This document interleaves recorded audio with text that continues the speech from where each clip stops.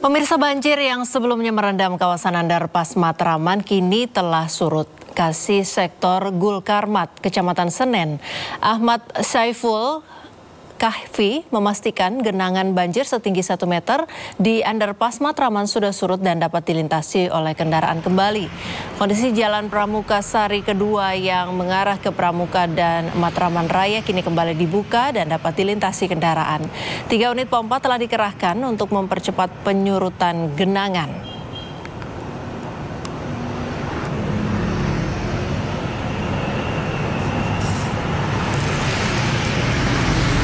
Sebelumnya banjir hampir 1 meter merendam kawasan Underpass Matraman Senen, Jakarta Pusat pada Sabtu pagi.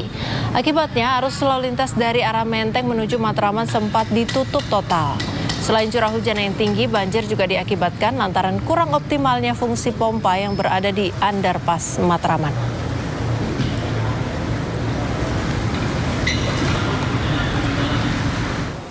Hujan deras yang mengguyur Jakarta sejak malam tadi membuat ruas jalan pintu air Cengkareng Timur, Jakarta Barat terendam banjir. Tidak sedikit sepeda motor mogok lantaran nekat menerjang banjir setinggi 60 cm. Akses ruas jalan pintu air Cengkareng Timur, Cengkareng, Jakarta Barat mengalami kemacetan karena terendam banjir. Tidak hanya kendaraan roda 4 yang berhasil menerjang banjir dan tidak sedikit motor mogok lantaran nekat menerjang banjir 60 cm. Banjir kali ini disebabkan intensitas hujan deras yang terjadi sejak semalam hingga pagi tadi. Selain faktor hujan, juga meluapnya aliran Kali Cengkareng dan juga konstruksi jalan yang rendah.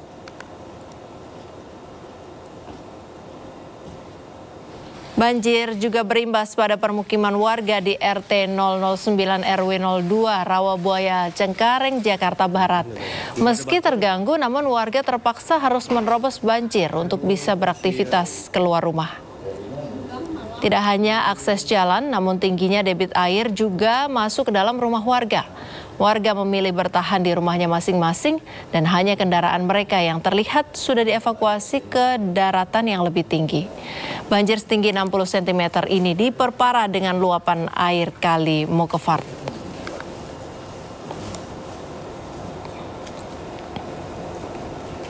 Pemirsa, hujan deras yang mengguyur Jakarta sejak malam mengakibatkan sejumlah wilayah Jakarta terendam banjir. Untuk membahas lebih dalam, sudah bergabung melalui sambungan Zoom Kepala BMKG Dwi Korita Karnawati dan juga Kapusdatin BPBD Jakarta, Bapak Muhammad Yohan. Selamat sore, Bu Dwi Korita dan Pak Yohan. Selamat sore, Mbak. Assalamualaikum warahmatullahi wabarakatuh, Mbak. Waalaikumsalam, Ibu. Pak Yohan, ini kawasan Underpass Matraman sempat terendam banjir sampai 1 meter, Pak. Ini faktornya betulkah karena pompa banjir tidak berfungsi atau kurang berfungsi maksimal? Memang di awal seperti itu ya. Akhirnya dikerahkan pompa-pompa pengganti ya. Baik. Gitu. Karena tidak, yang pertama itu agak stuck, akhirnya dikerahkan pompa-pompa berikutnya sehingga baru bisa diselesaikan. Baik, apakah karena ada kerusakan pompa yang sebelumnya digunakan atau bagaimana, Pak? Atau pemeliharaannya kurang atau bagaimana, Pak? Kalau pemeliharaan sih cukup bagus ya. Mungkin pada saat pengerahan itu kan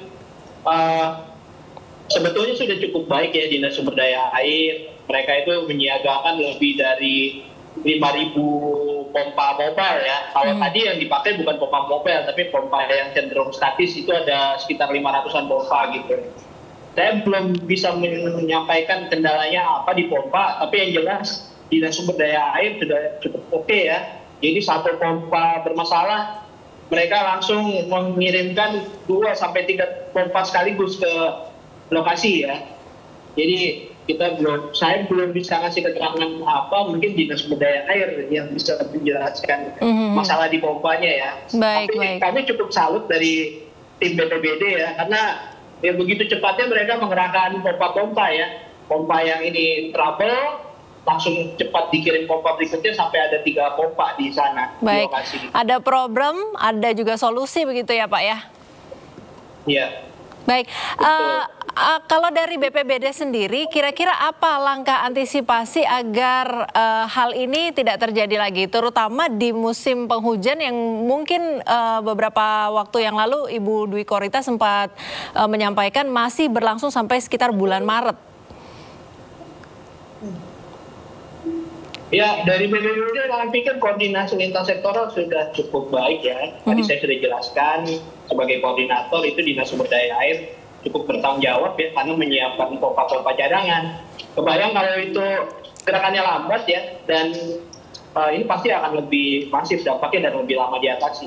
Namun demikian ini enggak serta-merta begitu saja ya. Tentunya kami dengan Dinas Sumber Daya Air koordinasinya cukup baik, bukan hanya dengan Dinas Sumber Daya Air. Jadi untuk mengatasi genangan itu bahkan kami tuh lapis berlapis ya. Kita lihat kemampuan di lapangan. Selama ini kita sering mengadakan simulasi dan apel-apel kesiapsiagaan.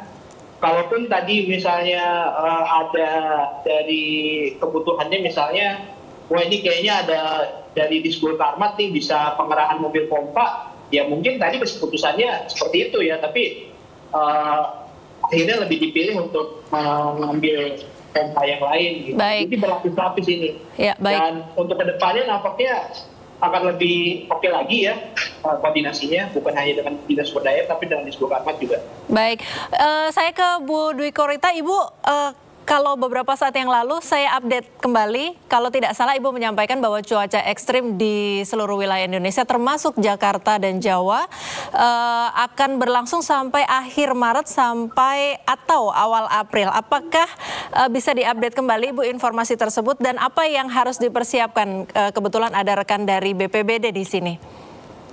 Ya, baik, tepat sekali yang Mbak sampaikan bahwa potensi hujan di tahun ini masih akan berlangsung hingga akhir Maret atau awal April. Nah, cuaca ekstrim itu potensi terjadinya masih cukup tinggi, terutama pada puncak musim hujan, yaitu di bulan Januari, Februari. Ini sebagian besar wilayah Indonesia mengalami puncak musim hujan. Sehingga sampai akhir Februari, itu potensi cuaca ekstrim masih akan sering terjadi. Maret pun masih bisa terjadi, namun insya Allah tidak sefrekuen, tidak sesering di bulan Januari, Februari. Demikian, Mbak. Baik, kita akan lanjutkan dialog, tapi sebelumnya kita pantau dulu informasi terkini terkait banjir Jakarta. Kita terhubung dengan rekan Aulina Yasha di kawasan Kalideres, Jakarta. Aulina, selamat sore. Bagaimana kondisi terkini di Kalideres?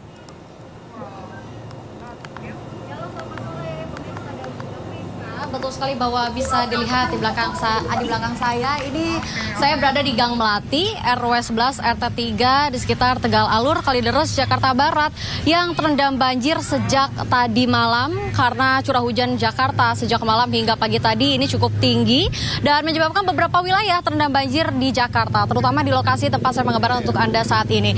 Ini bisa dilihat untuk ketinggian air sudah surut hanya sekitar 10 sampai dengan 20 cm saja. Tidak seperti siang tadi di mana jalur-jalur alternatif menuju arah Tegal Alur ini sempat tergenang cukup tinggi, yakni sekitar 30 cm. Dan bisa dilihat juga ini di layar kaca Anda bahwa banyak anak-anak, warga juga yang terlihat seperti mengungsi begitu ya, karena air yang belum surut, namun segini dikatakan sudah cukup surut sejak siang tadi pagi. Dan juga mengapa sebetulnya kawasan di Tegal Alur, Kalideres, Jakarta Barat ini menjadi langganan banjir yang setiap tahunnya ini selalu menggenangi wilayah ini, dikarenakan adanya Sungai Simongol yang terletak dekat dari kawasan sekitaran gang di sekitar kawasan Tegal Alur ini, di mana ini juga belum adanya shed-fill atau sebuah penahan, ya bisa dikatakan ini bisa berbentuk beton atau baja yang harusnya ini sudah dilakukan oleh pemerintah agar tidak lagi adanya banjir di sekitar kawasan Tegal Alur ini. Priska.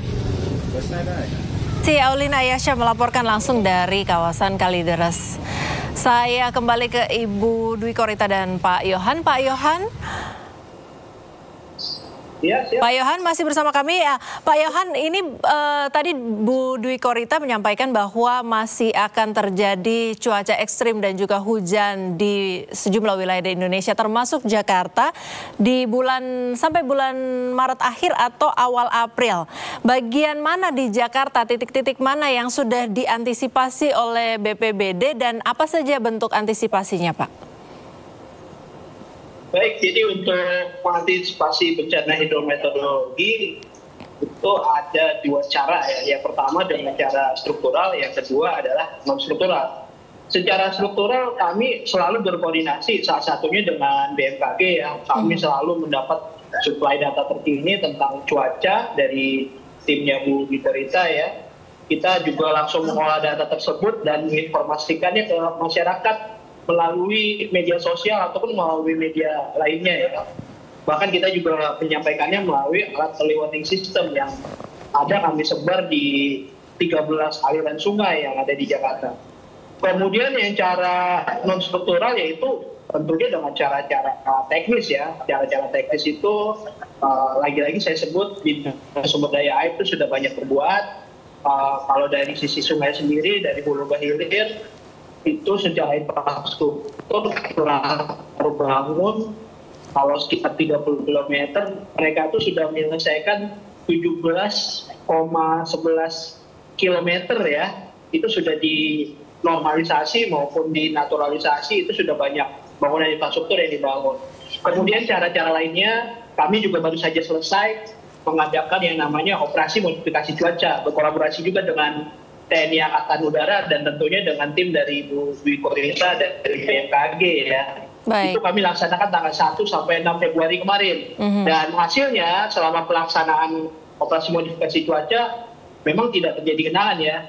Dan untuk melaksanakan operasi modifikasi cuaca sendiri, jadi kami tentunya tidak bisa memutuskan sendiri. Ini butuh pertimbangan yang matang dari BMKG tentunya. Ini saran-sarannya kita jalankan. Yang cukup sempurna itu di bulan Desember ya dengan BMKG itu, karena situasinya kalau dibandingkan di awal Februari ini mirip-mirip dengan di bulan Desember ya, tapi di bulan Desember itu koordinasinya jauh lebih baik lagi. Dan sekarang malah kami malah didukung oleh Angkatan Udara ya, TNI Angkatan Udara ini meminjamkan pesawat Kasa 212-nya. Bahkan saya pada hari Selasa kemarin, saya sempat mengikuti penerbangan OMC dan menyaksikan sendiri bagaimana garam itu ditebar di langit utara Jakarta ya. Jakarta, baik. Bu Rita, mengenai koordinasi BMKG dengan BPBD sejauh ini untuk terutama sampai Maret akhir atau awal April di mana cuaca ekstrim, ini berlangsungnya cukup baik. Apa yang diarahkan dari BMKG, karena BPBD sepertinya banyak mengandalkan data atau arahan dari BMKG begitu Ibu? Betul sekali. Jadi untuk BPBD di seluruh provinsi di Indonesia kami ada BMKG baik untuk stasiun cuaca, stasiun iklim dan stasiun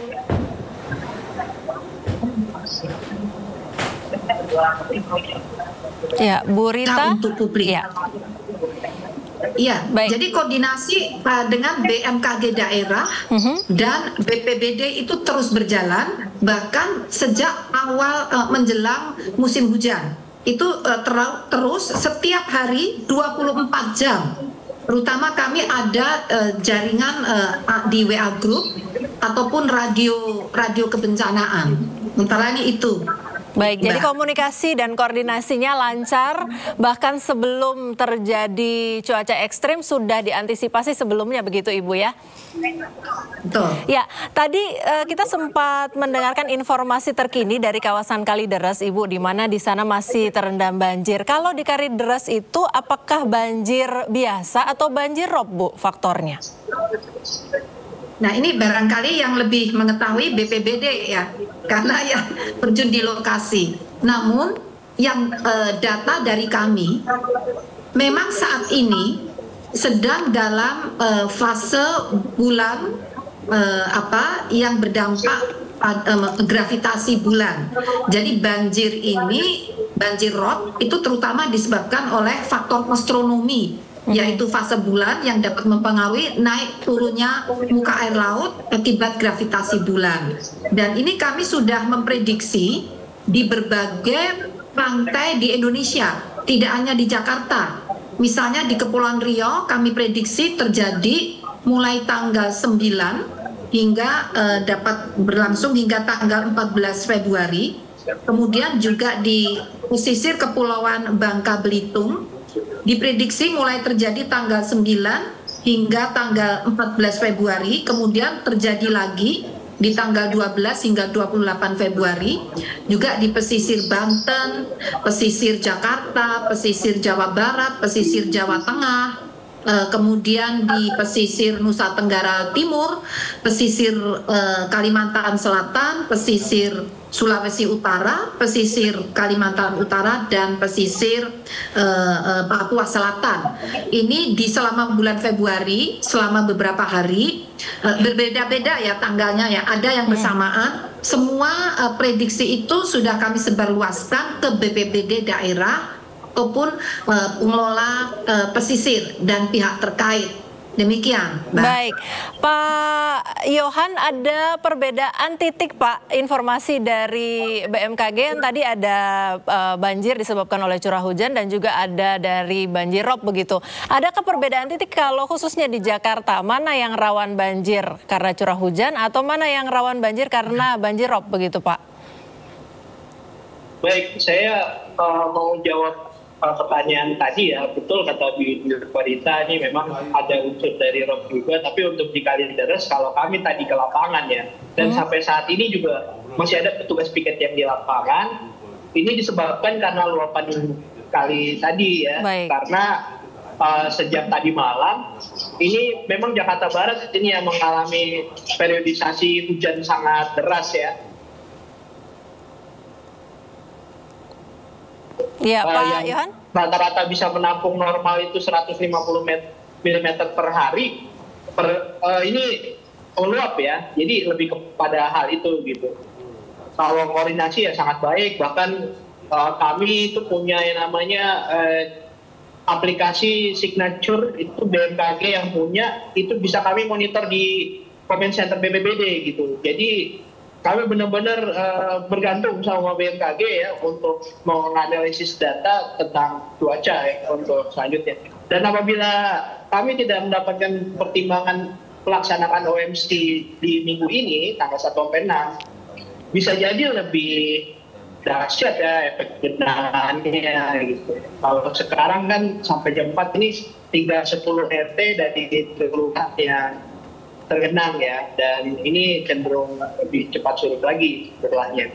Baik, Bu Rita, kalau dari BMKG sendiri bagaimana memprediksi intensitas dan durasi banjirop di wilayah Jakarta Utara selama sepekan terakhir? Karena informasi yang kami dapat bahwa ada potensi banjirop di pesisir utara Jakarta dari tanggal 7 Februari lalu sampai tanggal 13 nanti, Ibu. Betulkah periode tersebut? Jadi untuk Jakarta di sini kami memprediksi betul mulai tanggal 7 hingga 13 Februari. Bagaimana cara kami memprediksi? Yaitu BMKG memiliki alat pantau perubahan ketinggian muka air laut atau yang disebut automatic weather station dan automatic water level maritim yang tersebar di 85 pelabuhan dan garis pantai. Dan BMKG kemudian menganalisis data-data tersebut untuk memprediksi wilayah-wilayah mana saja yang berpotensi mengalami banjir rob. Yang selanjutnya kami menerbitkan peringatan dini potensi rob pada masyarakat yang akan terdampak. Jadi ada data observasi yang menerus, kemudian data itu dianalisis untuk melakukan prediksi. Demikian. Boleh.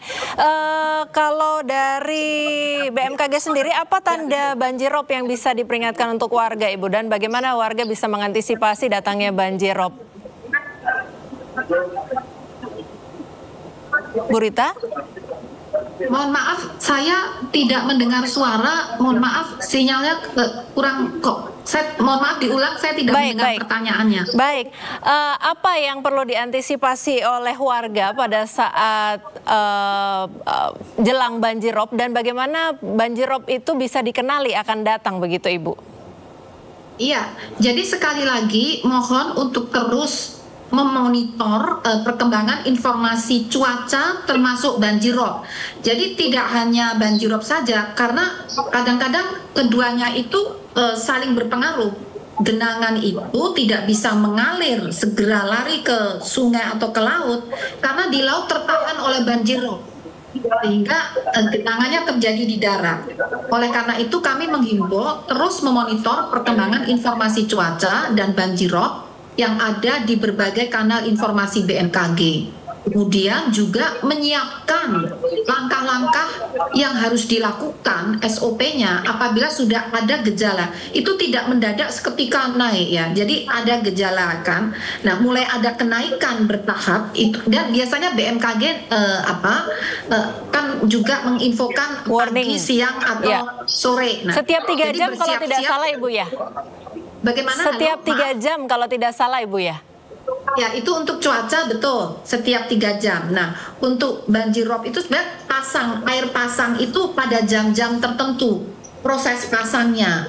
Nah, namun efeknya itu kadang-kadang kalau sudah sekali pasang, mau surut lagi itu efeknya perlu berjam-jam. Baik. Nah, sehingga itu ada informasinya mulai pukul berapa itu akan terjadi pasang, dan siapkanlah langkah-langkah seandainya terjadi pasang, bagaimana kita harus mengevakuasi diri.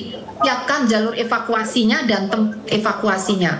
Karena kalau bersamaan dengan cuaca itu banjirnya bisa menguat dan lamparannya lebih luas. Demikian. Baik, warga diimbau untuk waspada, memonitor selalu informasi cuaca dan siapkan langkah-langkah saat ada gejala alam, terutama mengenali jalur evakuasi. Begitu Ibu ya, dari bulan sampai akhir Maret hingga awal April di mana cuaca ekstrim masih akan berlangsung. Terima kasih Kepala BMKG Ibu Dwi Korita Karnawati dan juga Kapusdatin BPBD Jakarta Bapak Muhammad Yohan sudah bersama kami di Dialog Sindo sore hari ini. Selamat beraktivitas dan salam sehat Bapak Ibu. Terima kasih. Terima kasih Mbak.